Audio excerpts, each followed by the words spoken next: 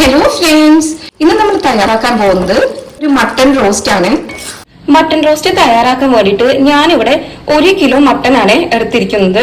ഇപ്പൊ നന്നായിട്ട് കഴുകി വൃത്തിയാക്കിയിട്ടുള്ള മട്ടൺ ആണ് ഇത്. ഇനി നമുക്കത് കുക്കറിലേക്ക് ഇട്ട് കൊടുക്കാം. അപ്പൊ അതേ ഞാനിവിടെ കുക്കർ എടുത്തിട്ടുണ്ട്. ഇനി നമുക്ക് ഈ കുക്കറിലേക്ക് മട്ടൺ ഇട്ട് കൊടുക്കാം. മട്ടണിലേക്ക് ആവശ്യത്തിനുള്ള ഉപ്പ് ഇട്ട് കൊടുക്കുന്നുണ്ട്. ഇതിലേക്ക് 1/2 സ്പൂൺ മഞ്ഞൾപ്പൊടി ഇട്ട് കൊടുക്കുന്നുണ്ട്.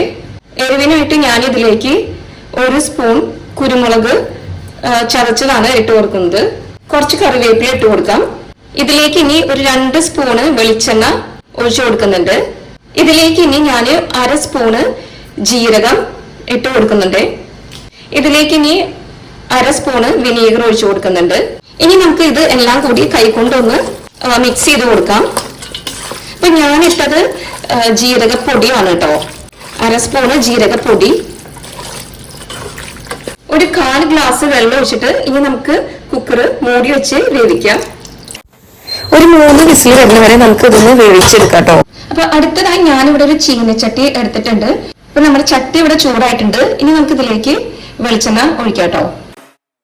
ഇപ്പൊ വെളിച്ചെണ്ണ ഇവിടെ ചൂടായിട്ടുണ്ട്. ഇനി നമുക്ക് ഇതിലേക്ക് ഒരു ബൗള് ചെറിയുള്ളി, ചുവന്നുള്ളി ചേർക്കാം. ഒരു മീഡിയം സൈസ് സവാള അരിഞ്ഞത് ചേർക്കുന്നുണ്ട്. ഇതിലേക്ക് ഒരൽപ്പം ഉപ്പ് ചേർത്ത് കൊടുക്കുന്നുണ്ട്. നമുക്കിത് നന്നായി വഴറ്റി കൊടുക്കാം. ഇതിലേക്ക് ഞാൻ ഒരു തണ്ട് കറിവേപ്പില ഇട്ട് കൊടുക്കുന്നുണ്ട്. 2 പച്ചമുളക് കീറിയത് ഇട്ട് കൊടുക്കാം. നന്നായി വഴറ്റി കൊടുക്കാം. ഇനി ഇതിലേക്ക് 1/2 ടേബിൾ സ്പൂൺ ഇഞ്ചി വെളുത്തുള്ളി ചതച്ചത് ഇട്ട് കൊടുക്കാം. നന്നായി മിക്സ് ചെയ്ത് കൊടുക്കാം. നമുക്കിനി ഇതിലേക്ക് 1/2 സ്പൂണ് പെരിഞ്ജീരകം ചതച്ചത് ഇട്ട് കൊടുക്കാം. ഇതിലേക്ക് 1 സ്പൂണ് കുരുമുളക് ചതച്ചത് ഇട്ട് കൊടുക്കാം. എരിവുള്ള മുളക് പൊടി 1/4 സ്പൂൺ ഇട്ട് കൊടുക്കുന്നുണ്ട്. ഇതിലേക്ക് ഞാൻ 1 സ്പൂൺ ഗരം മസാല ചേർക്കുന്നുണ്ട്. ഒരു 1/4 സ്പൂൺ മഞ്ഞൾപ്പൊടി ഇട്ട് കൊടുക്കാം. 1/4 സ്പൂണ് മല്ലിപ്പൊടി ഇട്ട് കൊടുക്കുന്നുണ്ട്. ഇനി നമുക്ക് ഇതെല്ലാം കൂടിയിട്ട് ഒന്ന് മിക്സ് ചെയ്ത് കൊടുക്കാം. ഇതിലേക്ക് ഞാൻ 1 സ്പൂണ് വെളിച്ചെണ്ണ കൂടി ഒഴിച്ചു കൊടുക്കുന്നുണ്ട്. ഈ പൊടികളുടെ പച്ചമണം മാറുന്ന വരെ നന്നായി ഒന്ന് വഴറ്റി കൊടുക്കാം കേട്ടോ.